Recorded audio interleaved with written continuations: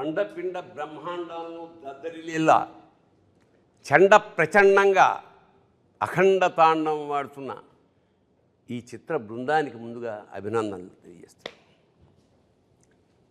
ఒక పరమోత్కృష్టమైన సందేశం మన భారతదేశంలో, అది ఒక జీవిక. దాన్ని బేస్ చేసుకుని కొన్ని సంవత్సరాల పాటు, కొన్ని యుగాల పాటు అదేమిటంటే అహింస పరమో ధర్మ. కాకపోతే మన దురదృష్టం ఏమిటంటే అహింసా పరమో ధర్మ అన్న వాక్యాన్ని పట్టుకుని జాతి యావత్తు నిర్వీర్యం అయిపోయింది. దాన్ని ఉత్తేజితం చేయాలంటే దాని రెండో లైన్ కూడా ఉంది. అహింసా పరమో ధర్మ అంటే అహింసని మించిన ధర్మం లేదు, అంతవరకు అందరికీ తెలుసు. కానీ ధర్మానికి సంకటం వచ్చి ధర్మం నాశనం అయిపోతున్నాడు. అప్పుడేం చేయాలి? ధర్మహింస తదైవచ. ధర్మాన్ని కాపాడడానికి మన వాళ్ళు శిరచ్ఛేదం స్వచ్ఛందంగా చేసిన మహానుభావులు ఉన్నారు. సో మనం ఒక సినిమా చూస్తున్నప్పుడు ప్రత్యేకంగా ఈ అఖండలో విశేషం నాకు ఏమనిపించిందంటే, దివాణి అంటే రెండు కలిసి, ఒక దేశము ఆధ్యాత్మికత, దేవుడు దేశము పెనవేసుకుని ఒక ఉత్కృష్టమైన సందేశాన్ని ప్రపంచానికి అందించాడు. అది నాకు చాలా గొప్ప. ఎందుకంటే ప్రతి సినిమా చేసినందుకు చివరికి అన్యాయం నశిస్తుంది, ధర్మం జయిస్తుంది అని చిన్న క్లైమాక్స్ ఫైట్తో, అది కాదు, ఆశాంతం ప్రతి క్షణం ఎక్కడ అంటే నిద్రపోతున్న ఒక జాతిని జోలపాడే జాతి స్థాయి నుంచి డంకా కొట్టి మేల్కొల్పాలి. ఎలాగంటే సర్వనాడులు ఒక్కసారి ఉత్తేజితం అయిపోయి అంటే నాకు నేను చూస్తున్నప్పుడు సినిమా కంటిన్యూస్గా, అంటే అద్భుతాల పరంపర, అలా సినిమా చివరి వరకు అలా చూస్తూ ఉన్నాం. ది రీజన్ ఈజ్, చాలామంది అన్నారు ఇందులో మానవాతీతుడే, మానవాతీతుడు కాబట్టి అలా చేయగలిగాడు, సామాన్యుడు చేయలేడు. ఇది మానవాతీత శక్తి. ఇంకోటి, ఎప్పుడు మానవాతీత శక్తి ఎవరి కోసం చేస్తున్నారు? మునులు ఋషులు ఎక్కడో తపస్సు చేసిన ఎవరి కోసం చేస్తున్నారు? వీళ్ళ కోసం చేస్తున్నారు. అందరిలాగా సంసారాలు బాగా సజావుగా సాగాలంటే, అంటే దేశం సుభిక్షంగా క్షేమంగా ఉండాలంటే బార్డర్ మీద సైనికులు ఎంత ఉంటారో ఇంటర్నల్గా అంతరాత్మలో ఇలా మన కోసం తాపత్రయపడే మునులు యోగులు అలాంటి వాళ్ళే. ఇందులో బాలయ్య వేసిన ఆ వేషం ఏదైతే ఉందో అది ధర్మరక్షణకు ఒక అద్భుతమైన సింబల్.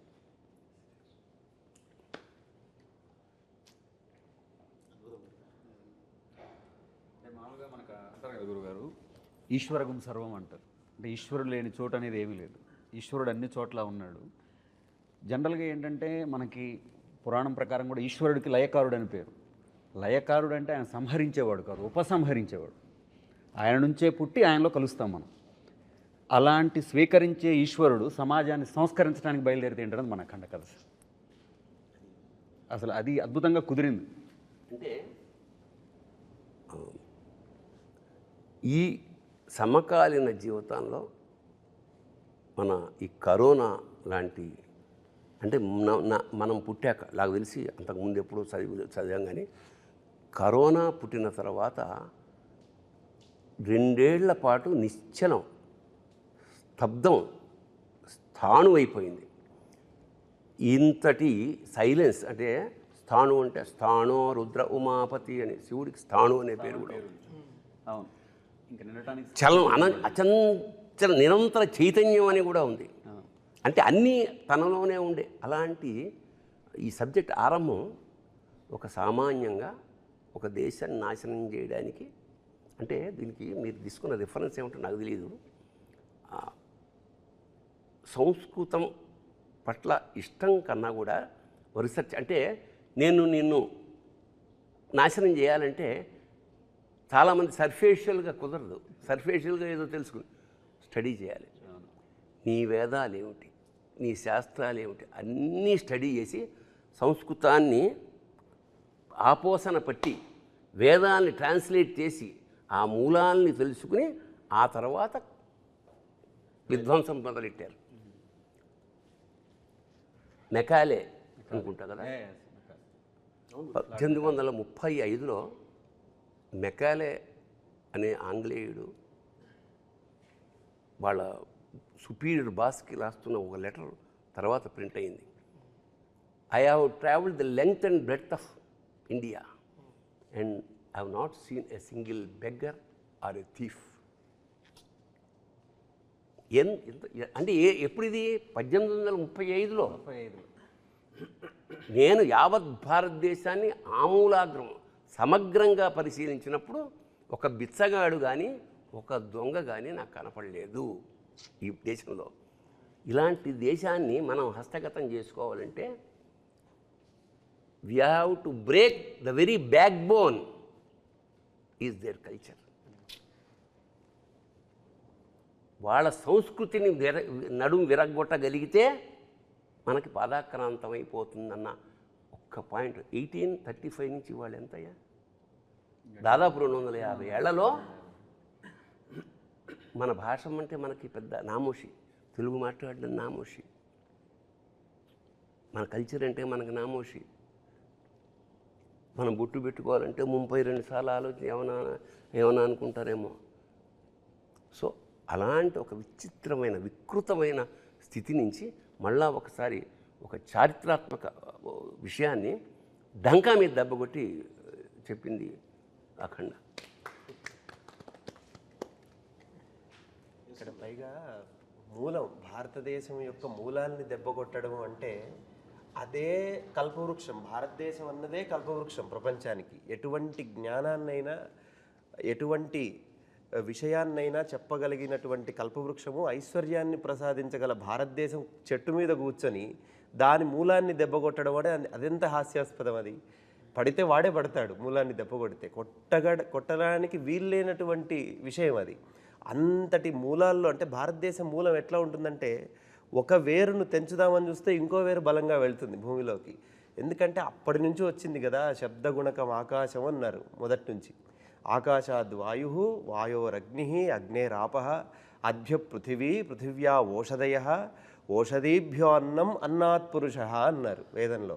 ఎక్కడి నుంచి సృష్టి ఏర్పడిందంటే శబ్దగుణకం ఆకాశం, శబ్దము నుంచి అంటే ఓంకారం నుంచి ఆకాశం, ఆకాశము నుంచి వాయువు, వాయువు నుంచి అగ్ని, అగ్ని నుంచి నీరు, నీటి నుంచి భూమి, భూమి నుంచి ఓషధులు అంటే వృక్షాలు, వీటి నుంచి అన్నము, అన్నాత్ పురుష అన్నాడు. అప్పుడు మానవుడు అనేవాడు ఏర్పడ్డాడు. ఇంత మూలము చెప్పినటువంటి ధర్మం మన ధర్మం. ఆ మూలాన్ని దెబ్బ కొట్టడానికి అవకాశం లేదు, ఎందుకంటే వీడు ఉన్నది అదే మూలంలోనే. మళ్ళీ అంటే ఇప్పుడు నువ్వు మేము పూజించాల్సిన దేవతా విగ్రహం బద్దలు కొట్టినా, మేము గుడి బద్దలు కొట్టినా మాకు పెద్ద ఫరకేం పడదు. కారణం ఏంటంటే మేము చెట్టుని పూజిస్తాం, పిట్టని పూజిస్తాం, గుట్టని పూజిస్తాం, పుట్టని పూజిస్తాం. చిన్నప్పుడు నాకు ఆశ్చర్యం అనిపించేది, చెట్టుకి పూజ ఏమిటి, కోతికి పూజ ఏమిటి, పందికి పూజ ఏమిటి అంటే పరమాత్మ లేని చోట అసలు మనకు లేదు. అది తీస్తే ఒక కర్ర పెట్టేసి దానికి పసుపు పెట్టేసి అంటే ఎంత అంటే ఈ స్థాయి కల్చరు ప్రపంచ ఎందుకంటే ఇది వెరీ రీజన్ ప్రపంచంలో ఇలాంటి కల్చర్స్ చాలా ఉన్నాయి. బట్ శాశ్వతంగా నిలబడిపోయిన కల్చర్ ఇదే, ఈ సంస్కృతి. ఎన్నో ఉన్నాయి ఇంతకుముందు, మీకు పిరమిడ్స్ తప్ప ఏమీ మిగలలేదు అక్కడ. అలాంటిది ఇక్కడ ఎందుకు అంటే మనకు ఒక ఇంట్లోనే ఒక కుటుంబంలో ఒకడు నాస్తికుడు ఉంటాడు, ఒకడు ఆస్తికుడు ఉంటాడు, ఒకడు వేరే దేవుణ్ణి పూజ చేసే ఉంటాడు. మనకి తేడా లేదు. నిన్ను ఎప్పుడు ఇబ్బంది పెట్టరు, వెళ్ళు రోజు వెళ్ళు అనేవాడు చెప్పండి నీకు. బట్ అది జీన్స్లో మనకి. సో సర్వేభ్యో అందరిలోనూ మనం దైవాన్ని సంకల్పం. అందుకనే నేను నాలోన శివుడు గలడు, నీలోన శివుడు గలడు, నాలోన గల శివుడు నీలోన గల శివుడు లోకమ్ము లేలగలడు కోరితే శోకమ్ము బాపగలడు. ఏమిటి? ఈ తల్లిపోయింది, ఇతను ఎక్కడో ఉన్నాడు, రావడానికి వీళ్ళని కేచరీ గమనం మీద వస్తే తప్ప అక్కడ రాలేడు. అలాంటప్పుడు అందరూ వెయిట్ చేస్తున్నారు. తల్లి చివరి కోరిక కొరివి పెట్టాలి. ఎన్నో ఏళ్ల నుంచి పుట్టినప్పటి నుంచి వెయిట్ చేస్తోంది, రాలేడు. రాడు అని పాత్రలు ప్రేక్షకులు నిర్ణయించినప్పుడు సాక్షాత్కారంలా వచ్చేసాడు. వచ్చి కొరివి పెట్టి అందరూ ఆశ్చర్యపోయారు. ఎవరు వచ్చారు? తర్వాత ఒక మెసేజ్ పెడుతుంది, అమ్మాయి వచ్చి షాక్ అవుతుంది. ది రీజన్ ఈజ్, అప్పుడు నాకు అనిపించింది నాలోన శివుడు గళ్ళంటే ఇదే. నాలోన గల శివుడు నీలోన గల శివుడు నాటకాలాడగలడు తెరదించి మూట కట్టేయగలడు. That is the reason. So ప్రతి భక్తుడు తల్లి నా తల్లే. ప్రతి భక్తుడు ధర్మాన్ని కాపాడడానికి నిలబడి ప్రాణం కూడా పణంగా పెట్టి అవసరమైతే ధర్మం కోసం ఏదైనా చేసే ప్రతి భక్తుడు తల్లి నా తల్లే అని చెప్పేదే ఆ రోజు అక్కడ ఉన్న సద్దేశం గురుగారు. వండర్ఫుల్. ఎందుకంటే నువ్వు పూజిస్తున్నప్పుడు నువ్వు దాసుడివి. నిజానికి నువ్వు మమేకం అయిపోయినప్పుడు వాడు నీకు దాసుడు. శివుడు నీకు దేవుడు నీకు దాసుడు అయిపోతాడు. ఇప్పుడు మనకి పూజా విధానం అంటే ఏమిటంటే ఎలిమెంటరీ స్కూల్, కొబ్బరికాయలు కొట్టామా, దండలు వేసామా, కిరీటాలు చేయించి ఎలిమెంటరీ స్కూల్. నెక్స్ట్ స్టేజ్ అక్కడ ఏమంటాడు? దేవుడు అనేవాడు నేను వేరు అని. Meditation next step. అక్కడేముంటాడు? దేవుడు నీలో ఉంటాడు, బయట ఎక్కడ ఉంటాడు. కొబ్బరికాయలు కొట్టక ఏమి అగరత్తులు అక్కర్లా. తర్వాత థర్డ్ స్టేజ్ ఇది, బికమింగ్ శివ, బికమింగ్ గాడ్ అనేది ఈ సినిమాలో ఆ ట్రాన్స్ఫర్మేషన్. అతను నేను శివుడు వేరు అనుకోడు. అందుకే శివుడు సాక్షాత్ శివుడిని కొరిబడ్డానికి తీసుకురావడం అనేది ఒక విధంగా చాలా ధైర్యం. అది నేనే షాక్ సార్. ఎట్లా ఒప్పుకుంటారు? ఆ రీల్ మాత్రం పంపించలేదు నాకు లాస్ట్ మినిట్ వరకు. ఎట్లా ఒప్పుకుంటాడు? దేవుడు వచ్చి పెడతాడా అంటే, ఒరే పిచ్చివాడా పెడతాడు. ఆ స్థాయిలో కనుక నువ్వు దేవుడిని నమ్మితే.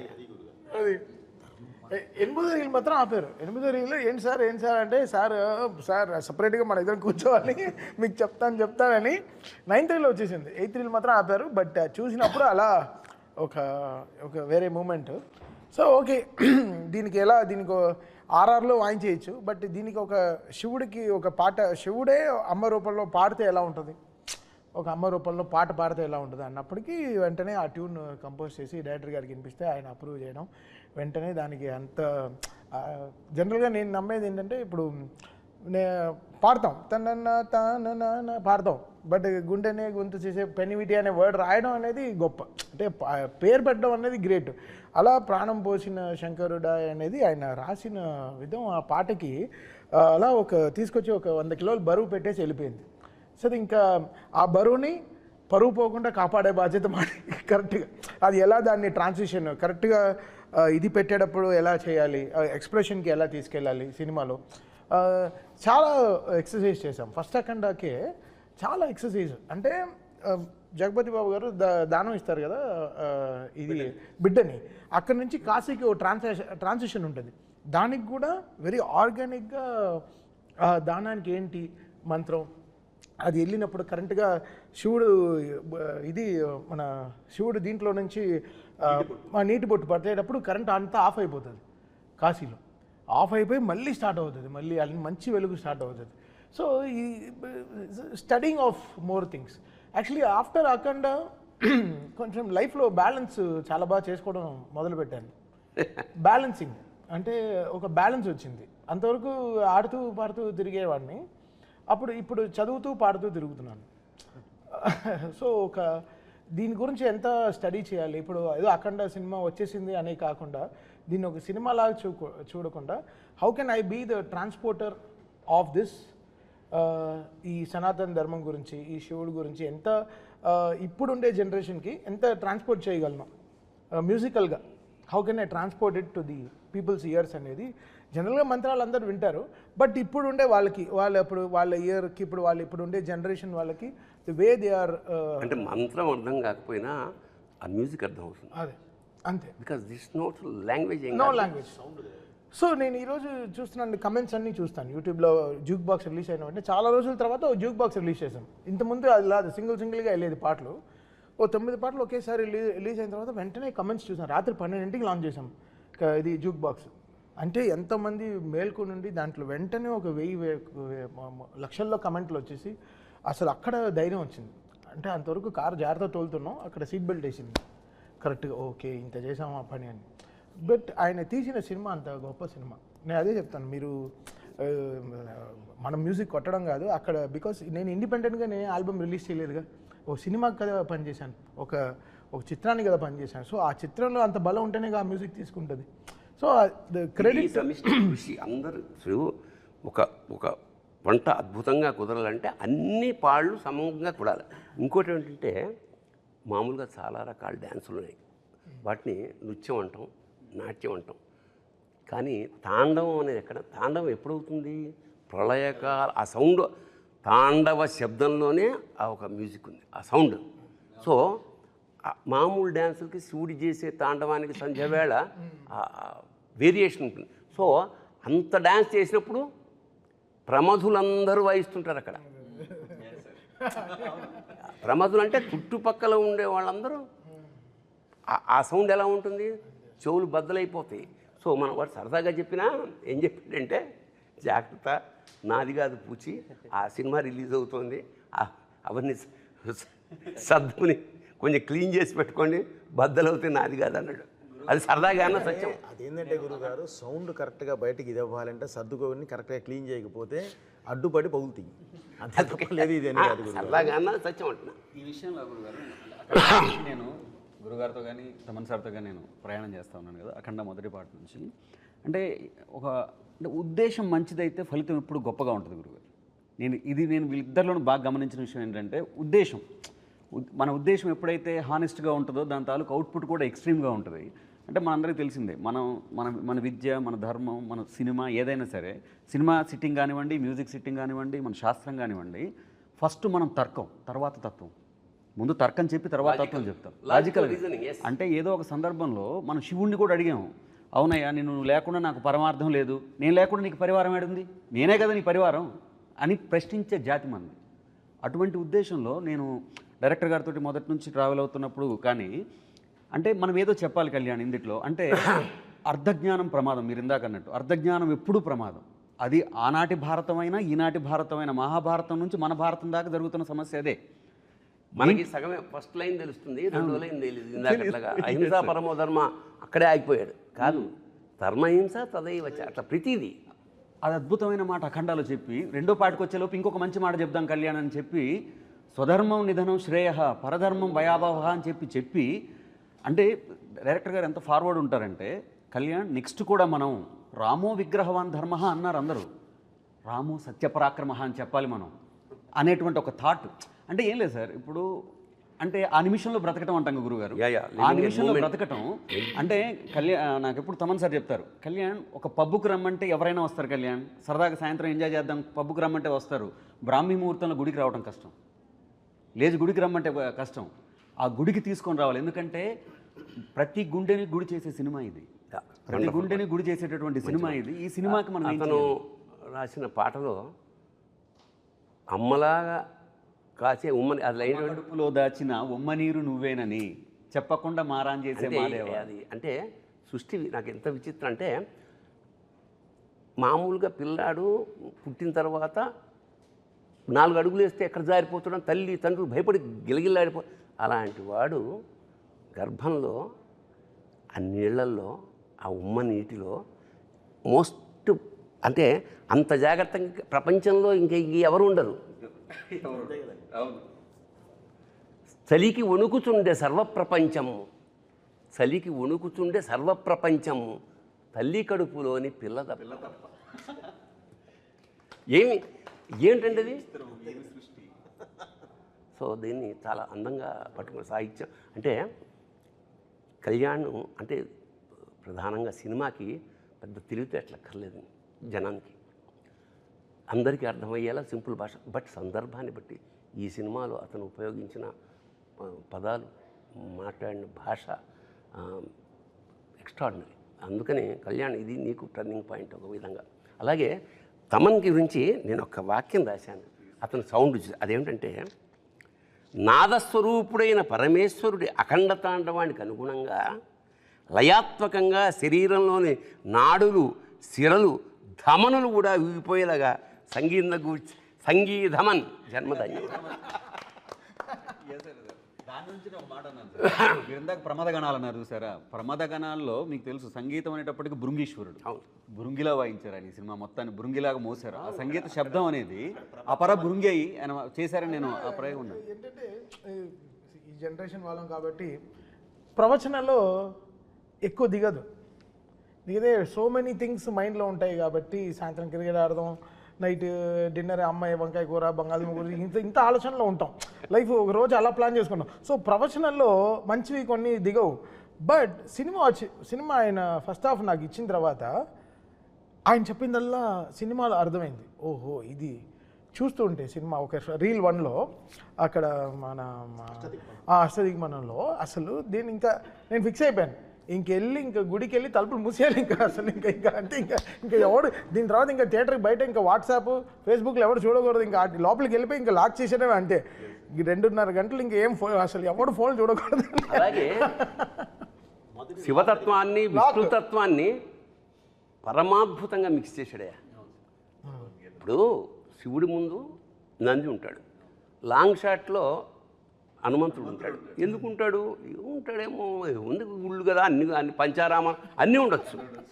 కానీ ఇందులో విష్ణుతత్వాన్ని తీసుకుని ఆ రామతత్వాన్ని తీసుకుని అందులోంచి గద తీయడం అనేది అంటే శివకేశవులకు అభేదం. ఇప్పుడు ఎంత అంత అంత ఎంత ఎంత పొయిటిక్గా దానికి నిజంగా అంటే ఇప్పుడు దురదృష్టవశాత్తు దేశంలో మా విష్ణువు గొప్ప, మా శివుడు గొప్ప అనే ఒక దరిద్రమైన ఒక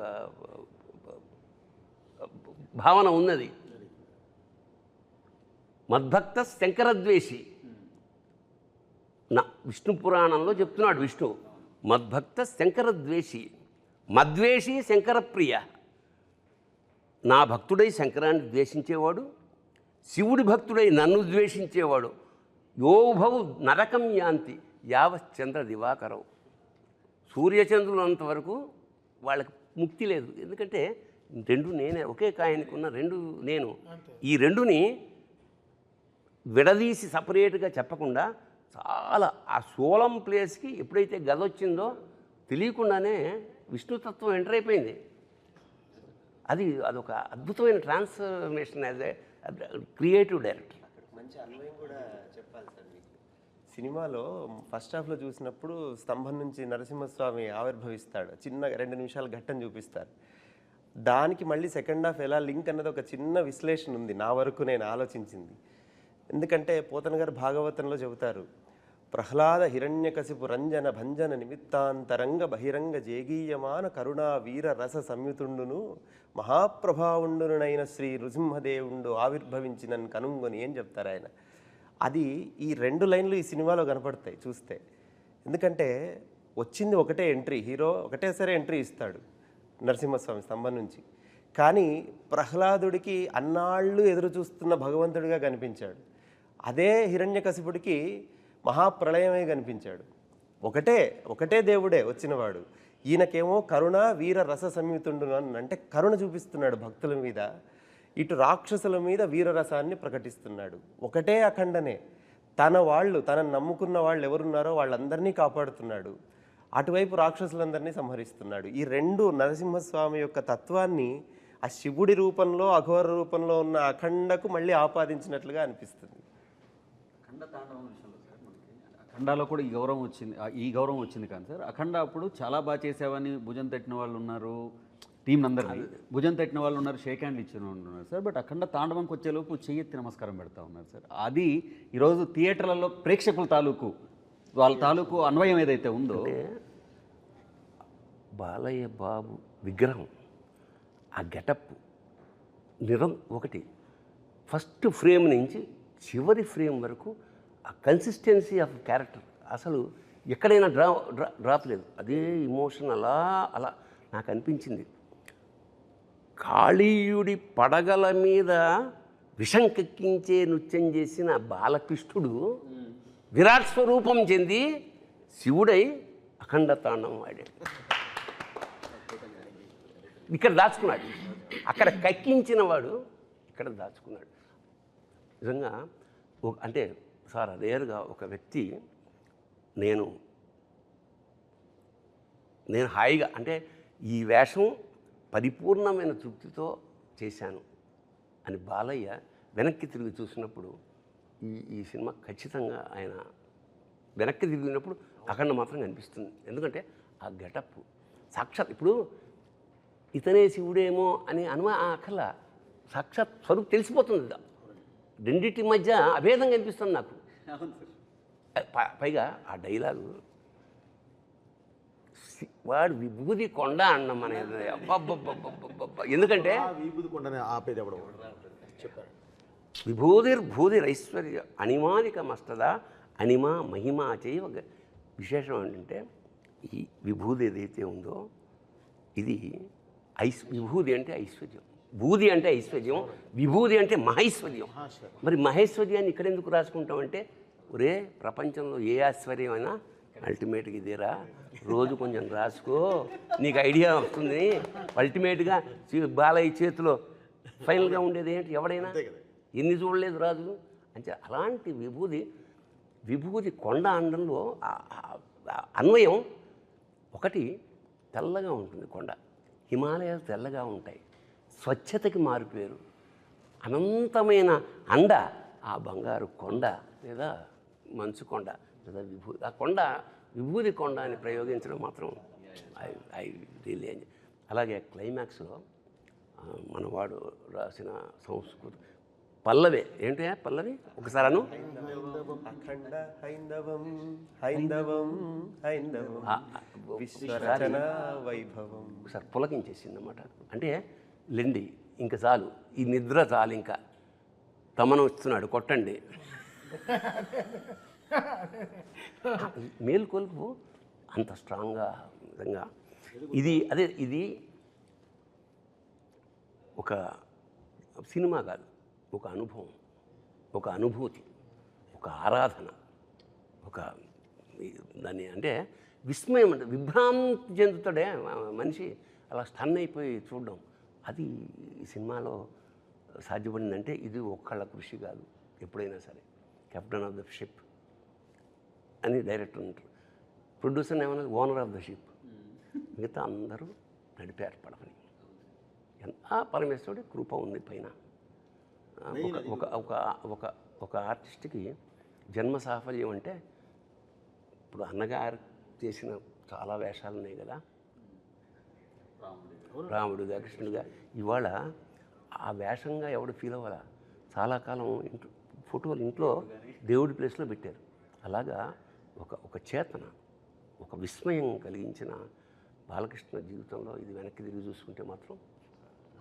కథ మొదలైనప్పుడు డైరెక్టర్ గారు మాట్లాడారు, ఎప్పుడు ముగింపు వాక్యాలు గొప్పగా రాస్తాం కదా, అంటే మనం ఎక్కడ మొదలు పెడుతున్నాం అన్నదే చాలా గొప్ప విషయం. దీంట్లో మొదటి మాటగా ఆయన రాశారు, శివుడు సాధ్యం మనం సాధనం అని. అంటే అది అక్కడ మొదలైంది కథ, అక్కడ పుట్టింది కథ. బాలయ్య గారి గురించి ఎప్పుడు గురుగారు ఒక మాట చెప్తారు సార్, అంటే ఆ కలశంలో ఉంది అమృతం అయితే ఆఖరి చుక్కలో కూడా అమృతమే ఉంటుంది. అదే కదా, అంటే మనం ఎంత చెప్తున్నాం, మూసేవారు ఎవరు, గోవర్ధనగిరిని చిటికెన వేలు మీద నిలబెట్టేవారు ఎవరు ఉండాలి కదా, ఎవరో ఒకళ్ళు ఉండాలి కదా. దాని గురించి చెప్తూ మహాభారతంలో తిక్కనంత గొప్ప పద్యం ఉంటుంది, యవ్వాని వాకిట నిభమద పంకంబు రాజభూషణ రజోరాజి నడగు అని. అంటే అలాంటి వ్యక్తి బాలయ్య బాబు తోటి ఏ మాట చెప్పిస్తే అది ప్రణవమై మోగుద్ది అనేది అద్భుతంగా ఆయన ఇంటర్ప్రిట్ చేస్తున్నారు. ఇది డిజైన్ నేను అదే చెప్తాను, అంటే మన తిరుపతి కొండకి బస్సు వెళ్తుంది, వెనకాల ఘాట్ ఎలిజిబుల్ అని రాసి ఉంటుంది, ఇది బస్సు కరెక్ట్గా డివోటీస్ని పైకి తీసుకెళ్ళడం. సో అలా ఇక్కడ డిజైన్ ఉంటుంది, ఓకే ఇతను ఎలిజిబుల్. ఈ సినిమా పూర్తవడంలో ఒక ఎలిజిబిలిటీ ఉంటుంది. సో ఓకే బోయపాటి గారికి శక్తి ఉంది ఈ సినిమాని వెళ్ళి ఇంతమంది ఇంత వరల్డ్కి చెప్పడం, తమకి ఈ శక్తి ఉంది ఇలా దీన్ని ఇది చేయడం. ఇది బికాస్ అఘోర మంత్రాలు పాడడం చాలా రేర్ స్వామి. అసలు ఆ ఎనర్జీ పడుకోనివ్వదు, ఫ్రెష్గా ఉంటుంది. నేను పడుకోలేదు బట్ ఫ్రెష్గా ఉన్నాను 24 గంటలు, అసలు ఫ్రెష్గా ఉన్నాను. ఎలా ఫ్రిడ్జ్లో యాపిల్ లాగే ఉన్నాను. అఘోర శబ్దానికి మన వాళ్ళు జుట్టు బెరబోసుకుంటారు, గోల్డ్ పెంచుకుంటారు, ఏవో తింటారు. అఘోరం అంటే ఘోరం కానిది అని అర్థం. అయితే అంటే వాళ్ళ ప్రపంచంలో ఏదైనా చెత్తను కూడా మేము స్వీకరించేస్తాం, ఇది సృష్టిలో భాగం. ఇది అది అసలు విషయం. అలాగే మన పాత్రధారుడు ఒక వేషం వేసినప్పుడు వేషం వేసేసాను అలా కాకుండా ఒక నియమ నిబంధనప్పుడు అన్నగారు ఉపవాసం ఉండేవాడు, కొన్ని నియమాలు పాటించేవాడు. నాకు అనిపిస్తుంది అన్నమాట, ఈ వేషం నాకు రామలక్ష్మణుల ఇంటర్వ్యూ ఎక్కడ చూసా, అంత చల్లో హిమాలయాల్లో ఎంతో కష్టపెట్టాం ఆయన్ని, ఆయన ఎక్కడా విసుక్కోలేదు. అంటే ఆ పాత్ర పట్ల ఆయనకున్న నిబద్ధత. అదే కాదు ఈ సినిమా చేయటానికి అసలు మెయిన్ మూలం ఆయనే. నేను వెళ్ళి కూర్చొని బాబు సింహ లెజెండ్ 2 సోషల్ ఫిల్మ్స్ చేసాం మనం, ఇప్పుడు 3వది కూడా మళ్ళీ సోషల్ ఫిల్మ్ అంటే మీటర్ భయంకరంగా తొక్కాల్సిందే తప్ప వేరే మార్గం లేదు, తర్వాత చేయలేము అని అంటే మరి ఏం చేద్దామండి. నా దగ్గర ఒక అఘోర క్యారెక్టర్ ఉంది అంటే ఒక ధర్మాన్ని కరెక్ట్గా తీసుకెళ్ళి దేశం ముందు నిలబెట్టే ఒక అఘోర క్యారెక్టర్ ఉంది అని అంటే, అఘోర అంటే ఇప్పుడు మీరు చెప్పిందే చెప్పారండి, జుట్టు విరబోసుకొని అది లేకుండా అవి వేసుకొని అవి స్వీకరిస్తూ ఉంటారు వాళ్ళే బాబు. కాకపోతే బాలయ్య గారను బోయపాటిది కాదుగా,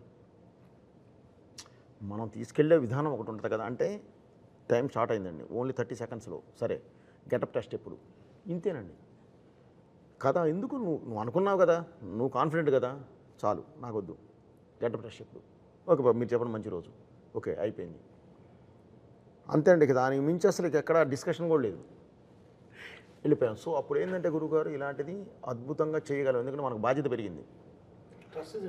ఈ సినిమా కూడా గురుగారు చేసేటప్పుడే నాకు ఐడియా ఉంది గురుగారు, ఇది డబ్బుతో కాదు మనసుతో చేయాలి, ఇది డబ్బుతో కాదు, ఇది మనుషుల మనసులోకి వెళ్ళాలి, ఇది డబ్బు కాదు, ఇది అందరికీ చేరాలి, ఇదే కాన్సెప్ట్ గురుగారు. అందుకనే ఈ సినిమాలో దైవత్వమే కాదు ధర్మం అంటే ఏంటో చెప్పాను, మన దేశం ఎలాంటి గొప్ప దేశమో చెప్పాము. మనల్ని ఎవరు ఈ రోజు వరకు గురుగారు ధర్మం గురించి చెప్పారు, మీరు చెప్పారు వారు లెటర్ గురించి చెప్పారు 1850ది. నేను ఇంక అంత ముందు నుంచి వచ్చాను గురుగారు. అసలు మన రాజులేంటి, మన రాజ్యాలేంటి, ఎన్ని సంవత్సరాల పాటు ఎలా ఉన్నారు, అసలు వీళ్ళని ఎవరు జయించలేక ఎలా విడగొట్టారు, అక్కడి నుంచి చదువుకుంటూ వచ్చి ఇప్పుడు దీనిలో కరెక్ట్ చెప్పించాను గురుగారు. అది కూడా ఒక చైనీతో చెప్పించాను. భగవద్గీత అనేది ఒక రిటైర్డ్ చైనీస్ జనరల్ చదువుతూ ఉంటాడు, స్టడీ చేస్తుంటాడు, మనం చేయం. వాళ్ళు చేసి అతను చెప్తాడు అసలు ఏంటంటే భారతదేశాన్ని కొట్టాలంటే మూలలో కొట్టడం కాదు, మూలానికి వెళ్ళి కొట్టాలి, అదే వాళ్ళ దేవుడు అని చెప్పి. హతోవా ప్రాప్స్యసే స్వర్గం, పోయావా స్వర్గం వస్తుంది, జిత్వావా భోజ్యసే మహీం, గెలిచావా యావత్ భూమండలాన్ని, తస్మాత్ ఉత్తిష్ట కౌంతేయ. ఇది భారతీయుడికి చెప్తున్నాడు, ప్రతి భారతీయుడికి మనం ఈ సినిమా ద్వారా ఉత్తిష్ట కౌంతేయ యుద్ధాయ కృత నిశ్చయ, యుద్ధాన్ని సిద్ధంగా ఉండడం. See it is a motivational Bhagavad Gita. దురదృష్టం ఏమిటంటే ఇప్పుడు సభాముఖంగా ఆ సందర్భం వచ్చిన మన వాళ్ళు పోయినప్పుడు పెడతారు, ఎప్పుడో పొరపాటున ఎవడో పెట్టాడు, ఎవడన్నా ఇంట్లో భగవద్గీత వస్తుంటే అయ్యో నిన్న బాగానే ఉన్నాడు కదా అనే స్థితికి వచ్చింది. కాదు, it is a wonderful motivational పుస్తకం. ఈ సినిమా ద్వారా యావత్ భారతదేశానికి, యావత్ యూత్కి, ప్రపంచానికి ఏం చెప్తున్నామంటే లేవండి, ఉత్తిష్టగా ఉంది, యుద్ధం చేయి, జీవిత సమరం. ఇప్పుడు భారతం ఎక్కడో లేదు, మనలోనే. పంచేంద్రియాలు, పంచ పాండవులు, అనంతమైన కోరికలు కౌరవులు, మనస్సు అర్జునుడు, బుద్ధి కృష్ణుడు, యుద్ధం కురుక్షేత్రం. చాలు. ఇప్పుడు బాలకృష్ణ బోయపాటి అంటే కలిపితే ఏమవుతుంది, బాబోయ్, అమ్మ బాబోయ్, అయ్య బాబోయ్.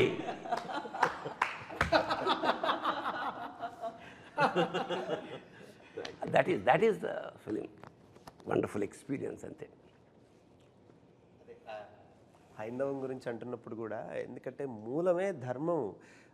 సినిమా అంతా కూడా ఎన్నో సమస్యల్ని దాటుకొని దాన్ని ఛేదించి భేదించి విజయాలు సాధించి ఆ క్యారెక్టర్ అట్లా శిఖరాగ్రానికి చేరుకుంది అఘోర అన్నది. ఆ పాట అక్కడ రావడమే ఔచిత్యం. అక్కడ ఇంతసేపు చెప్పింది ఆ ధర్మం గురించే.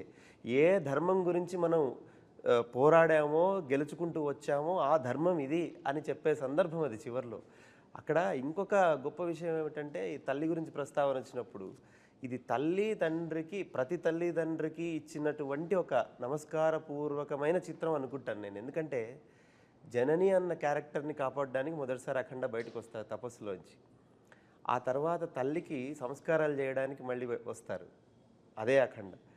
చివరిలో భారత జననికి మళ్ళీ ఆపద రాకుండా ధర్మాన్ని కాపాడడానికి వస్తాడు. అంటే జనని జనని జనని తల్లిని కాపాడుకుంటూ తల్లి కోసం పనిచేస్తున్నాడు.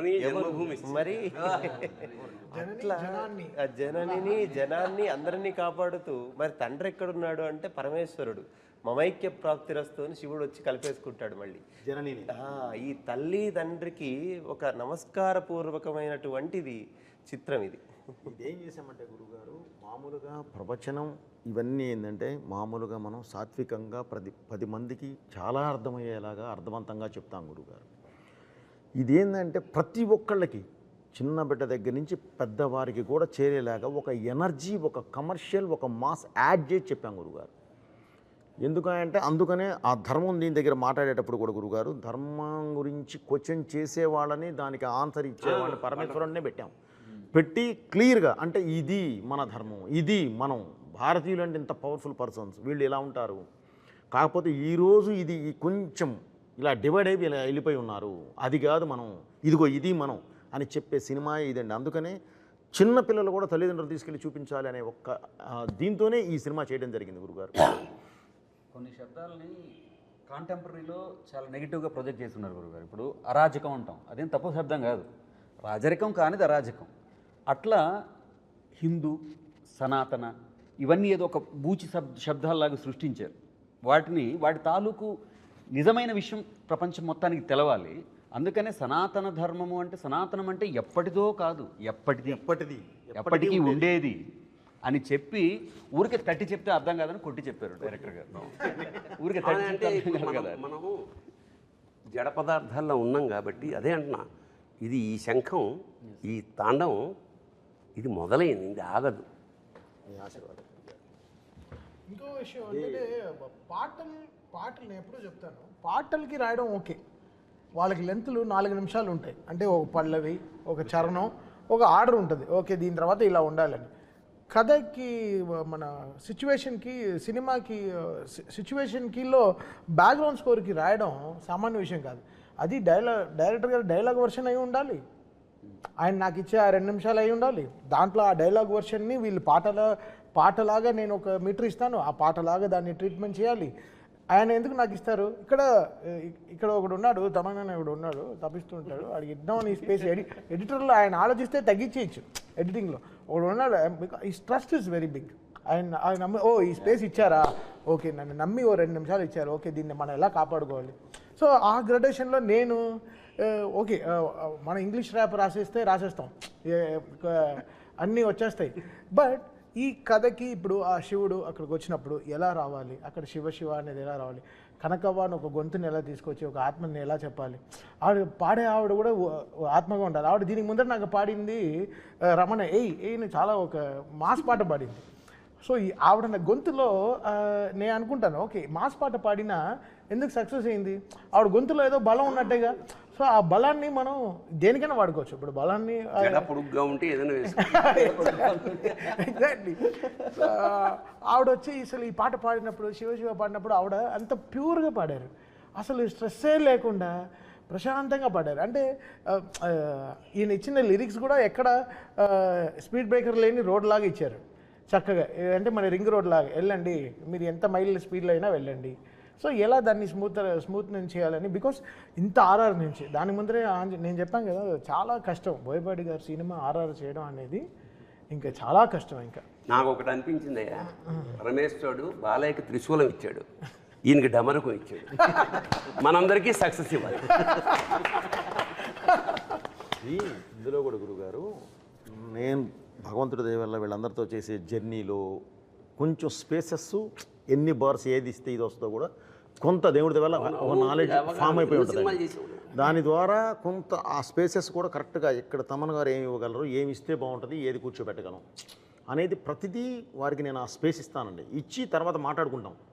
ఈ స్పేస్ నేను ఎందుకు ఇచ్చానంటే అండి, ఇది మీరు ఈ విధంగా వెళ్తారు, నాకు ఐడియా ఉంది, ఇది ఈ విధంగా వెళ్ళాలి, ఇది అని ఇస్తూ అలాగే ఒక్కొక్క యాంబియన్స్ అండి పెడితే ఇక మీకు బ్యాక్ ఆయన వద్దన్నా సరే ఒక డ్రమ్ కొడదామని కూర్చున్నా సరే 5-6 కొట్టాల్సిందే, కుదరదు.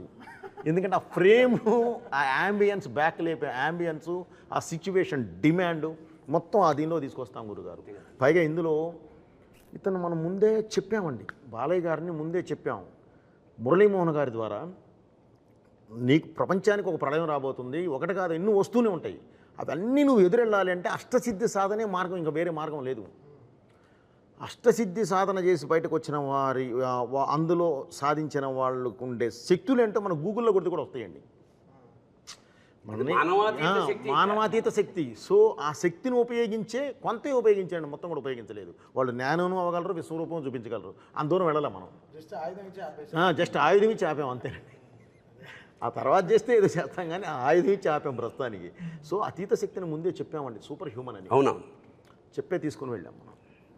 అంటే ఈ సినిమా త్రూఅవుట్లో నేను డైరెక్టర్ గారి దగ్గర ఉండి నేను తమన్ సార్ దగ్గరికి కూడా వెళ్తుంటాను కదా సార్.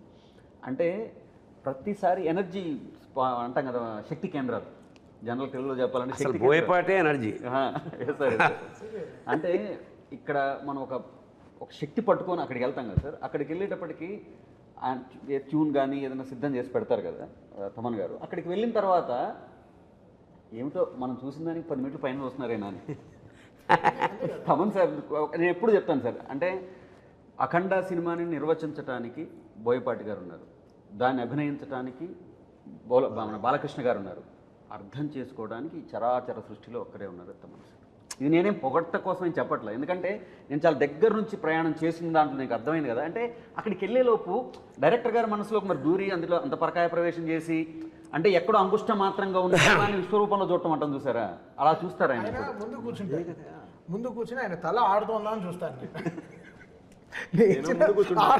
నేను వెనకాల ముందు కూర్చుని ప్రొజెక్షన్ రూమ్ లో ఆయన ముందు కూర్చుని చూస్తారు, నేను ఆయన తల ఇలా ఆడుతుందా ఓకే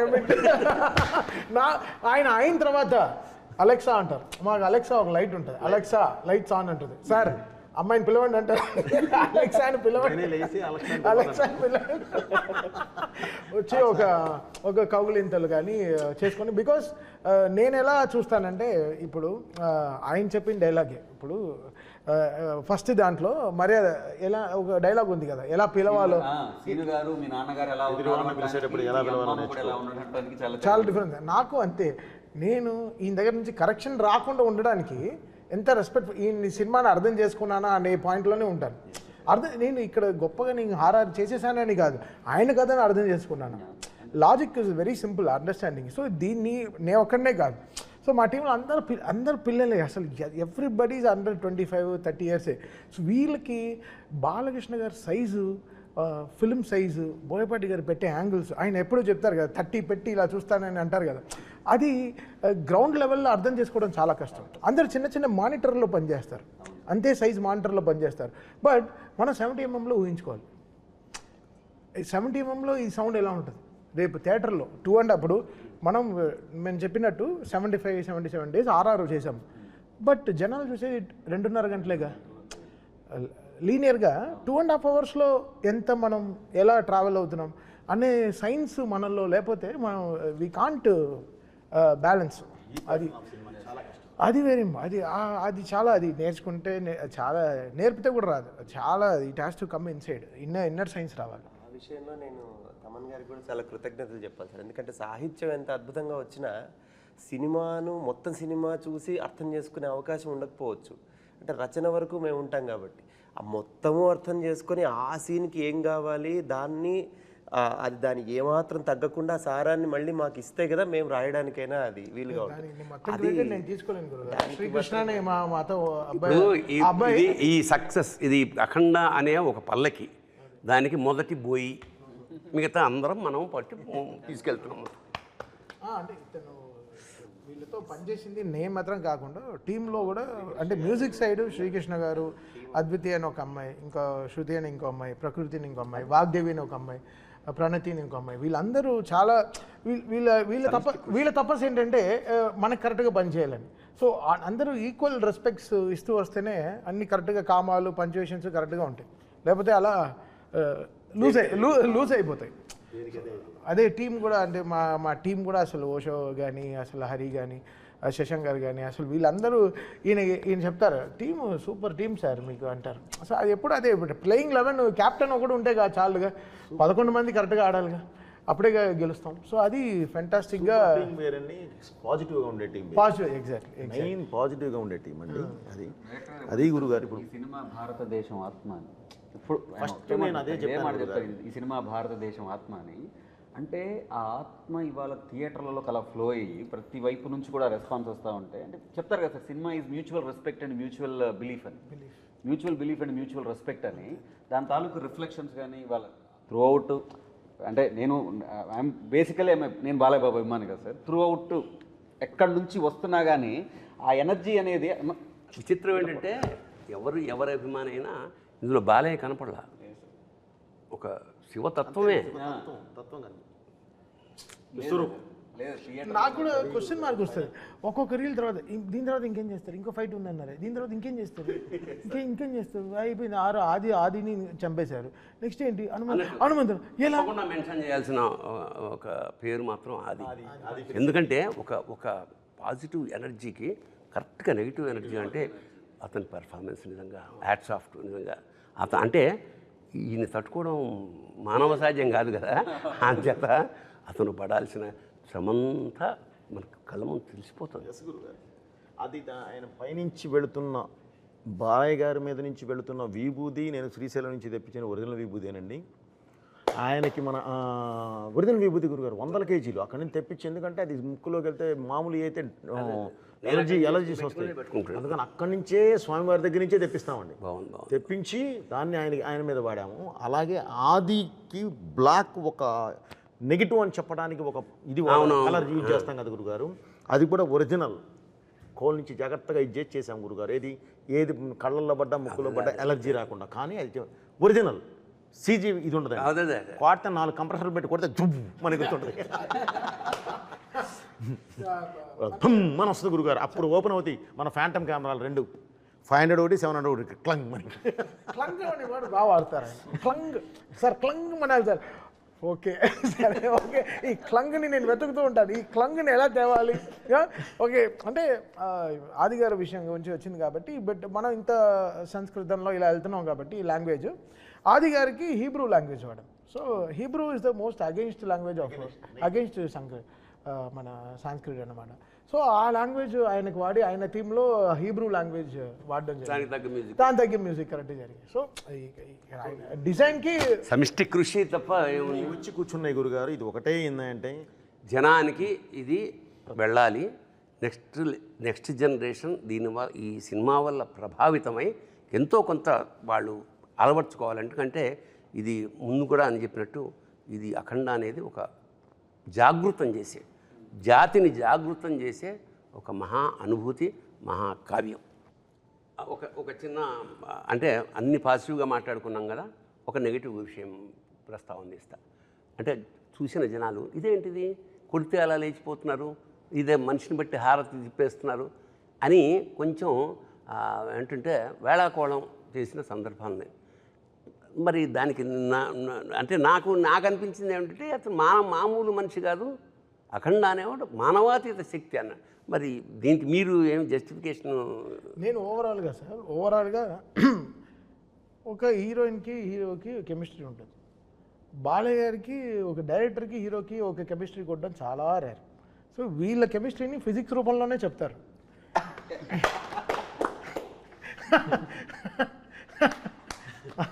సో వీళ్ళ ఫిజిక్స్ వేరే, ఈ ఫిజిక్స్కి వాళ్ళు ఇంకా క్వశ్చన్లు వేస్తే తప్పు. బట్ ఆయన కరెక్ట్గా రీల్ వన్లోనే సార్ అది ఒకసారి ఒక ఏదండి అఘోరా గురువుతో ఒక గురువుతోనే చెప్పించాను నాయన, సొసైటీ ఇప్పుడు కాదు, నువ్వు ఇప్పుడు దీర్ణావస్థలో ఉన్న దేవాలయాలని చేయడానికి పునరుద్ధరణ చేయడానికి వెళ్ళి క్లీన్ చేసి వచ్చావు ఆ పార్ట్ 1లో. కానీ ఈ పార్ట్ 2లోకి వచ్చేసరికి ఇంకా పెద్ద జరగబోతుంది. దాన్ని ఆపాలి అంటే నువ్వు సర్వశక్తులు ఇది తీసుకోవాలి, శివశక్తి నీ పక్కన వచ్చి కూర్చోవాలి. దానికి ఉన్న ఒకే ఒక్క మార్గం అష్టసిద్ధి సాధన. ఇది సాధించిన రోజు ఎలా ఉంటావా అంటే మంత్రమైన శాస్త్రమైన అని ఒక అద్భుతమైన ఇది డైలాగ్తో చెప్పించాం గురుగారు. అది గూగుల్లోకి వెళ్తే కూడా సామాన్యులకు కూడా అర్థమైపోతుంది, క్లియర్గా ఉంటుంది అష్టసిద్ధి సాధన. సో ఆయన అది సాధించి 12 సంవత్సరాల తర్వాత బయటకు వచ్చిన వాడు అంటే సూపర్ హ్యూమన్. అది మనం చెప్పే స్టార్ట్ చేశాం గురుగారు. ఎందుకంటే ఇలాంటి తత్వం చూపించేటప్పుడు మామూలుగా ఉంటే కుదరదు గురుగారు, ఎంత బలంగా చెప్పగలిగితే అంత బాగుంటుంది. సో అదే వాడిన ఇది విశేషం ఏంటంటే అందరిలోనూ ఆసక్తి ఉంటుంది, దాన్ని ఎవోక్ చేయడం కావాలి. ఉదాహరణకి అంతే గురుగారు. ఒకడు పరిగెడుతున్నాడు అలసిపోయి ఒక చెట్టు కింద కూర్చున్నాడు, బద్ధకంగా ఇంకో అడుగు కూడా వేయలేడు. పైకి ఇలా చూశాడు, చిరుతపులు ఉంది, పరిగెడతాడా? కన్ఫర్మ్ ఎక్కడి నుంచి వచ్చింది ఆ ఎనర్జీ? చిరుతపుంది కన్నా ఫాస్ట్గా పరిగెత్తాలి, అదే శివశక్తి. థ్యాంక్ యూ గురుగారు. అంచేత ఇప్పుడు నేను ఇందాక ఫస్ట్ చెప్పినట్టు అఖండ తాండవం అనేది కేవలం సినిమా కాదు, ఒక అనుభూతి. అంచేత దీన్ని ఎందుకంటే దేశం పట్ల దేవుడి పట్ల జమిలిగా ఒక అద్భుతమైన సందేశాన్ని ఇచ్చారు కాబట్టి భవిష్యత్ తరాలకి, ఎందుకంటే ఇవాళ ఇంటెలిజెంట్ క్వశ్చన్ ఇప్పుడు నెక్స్ట్ జనరేషన్ ఏమంటే క్వశ్చన్స్ వేసే జాతి మంచిది. క్వశ్చన్ వేసినప్పుడు దానికి ఆన్సర్ ఇవ్వగలిగితే కన్విన్స్ అవుతారు, దేశం ప్రగతి పదంలో ముందుకు దూసుకుపోతుంది. సో దర్శకుడు, రచయిత, టీం అంతా చేసిన గొప్ప పని ఏమిటంటే ఇందులో క్వశ్చన్స్ వేయించాం, ఆన్సర్లు కూడా ఇప్పించాం. చూడండి, నెక్స్ట్ జనరేషన్కి ఈ కాగడాన్ని అందించండి. శుభం భూయాత్. శివోహం.